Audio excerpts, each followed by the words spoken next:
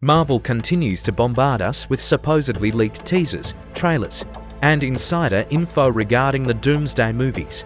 We've already had our fill of those, so it's time to move on to Spider-Man 4. A hilarious situation occurred here. Marvel initially leaked the trailer in such terrible quality that almost no one believed it, forcing them to arrange a second leak in better quality. Well, break it down in the next few minutes. Along with the official death of Sony's cinematic universe, which reportedly wants to hand Venom over to Marvel, Keery possibly playing Harry Osborn, and much more.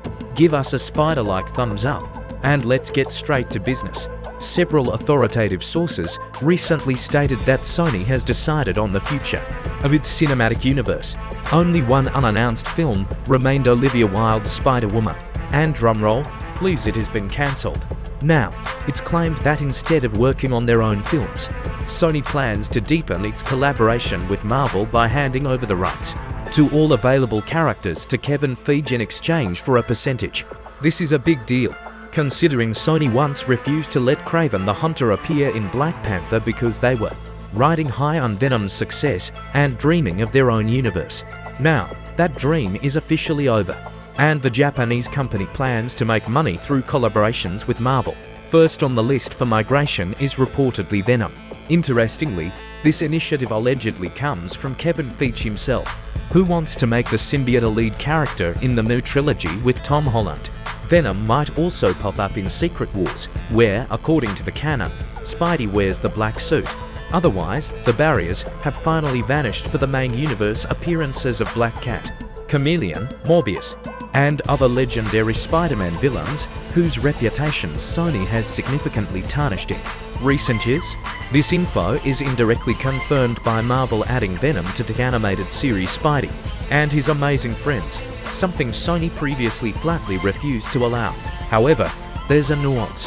Under the agreement, Sony must release Spider-Verse films to avoid losing the character rights entirely. They will likely resort to legal loopholes technically. Tom Holland's solo films and the Spider-Verse animated movies count as Sony films, so they can retain rights through tight cooperation with Marvel, only releasing standalone projects as a safety net. This is great news for fans of the Spider-Verse movie spin-offs, like Spider-Punk will definitely be released to secure character rights. As for Spider-Man 4, you're going to laugh, but Sadie Sink is back under the spotlight of fan theories. Leakers claim that during filming in the pavilion, Sadie wore a yellow and green suit, which points to the role of Jean Grey, or, as some journalists claim, Rachel Summers, daughter of Jean Grey and Cyclops. She reportedly enters the Avengers universe due to an incursion that will be explored in Doomsday. Her character supposedly manipulates minds, erases memories, and possesses telekinesis, the full Jean Grey power set. It's claimed she will be hunted by the Damage Control organization. If Sadie is indeed from the multiverse, it's an interesting move that finally links a film to Doomsday. Plus, in the trailer, we remember Cyclops clearly mourning someone close, and Jean Grey fits that role best. His daughter, missing due to the incursion, would continue that storyline perfectly. The Russo brothers are slowly building Doomsday around children. Sue Storm's daughter, Thor's daughter, Dr. Doom's children. Cyclops' daughter fits right in. Another Stranger Things actor tipped for a big future in Marvel is Keery. Sources say Marvel has recovered and is looking at a truly popular actor instead of an unknown. Kevin Feige reportedly already has a specific role in mind for him.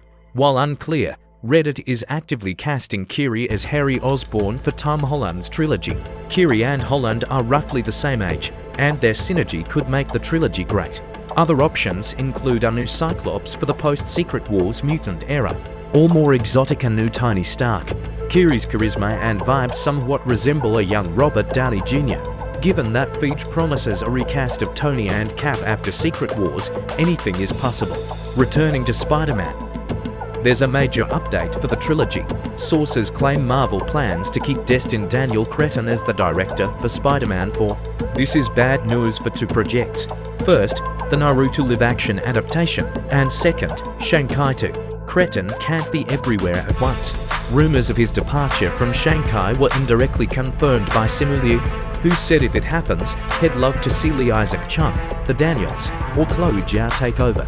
The official trailer for the fourth installment is expected after January 20th. The latest leaked version allowed fans to see an almost identical adaptation of the comic cover, where Spidey fights Tarantula Anton Rodriguez, has a serious opponent, a former soldier with a super soldier serum variant, and blades coated in toxins.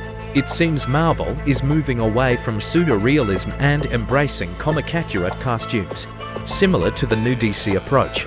Meanwhile, Mahershala Ali's Blade is officially dead as a solo project. Sources report Marvel has given up and will instead place Ali directly into a Midnight Suns crossover. If he swims there, they might reconsider a solo film later. Finally, in Spider-Man 4, we might see one of the most hated characters in comic history. Insiders report that Eamon Elliott will play MJ's no boyfriend, and he looks exactly like Paul Robin from the comics. In the comics, Paul was introduced in 2022 and started a romance with Mary Jane, which infuriated fans who felt he only existed to keep Peter and MJ apart. In the movie, this heartbreak might push Peter toward a darker, Punisher-like path. The success of this storyline, and the film itself, will determine Marvel's future. The Wrap reports that 2026 is the most important year in Maku history. Disney bosses will closely monitor the box office results of Spider-Man 4 and Doomsday to decide the fate of Phase 7 and the next saga. A failure could mean Marvel scales back to releasing only 1 or 2 safe films a year, like they did 15 years ago. Do you believe in this outcome, or will the Avengers manage to gross $1 billion? Place your bets in the comments. That's all for now. See you next time, friends.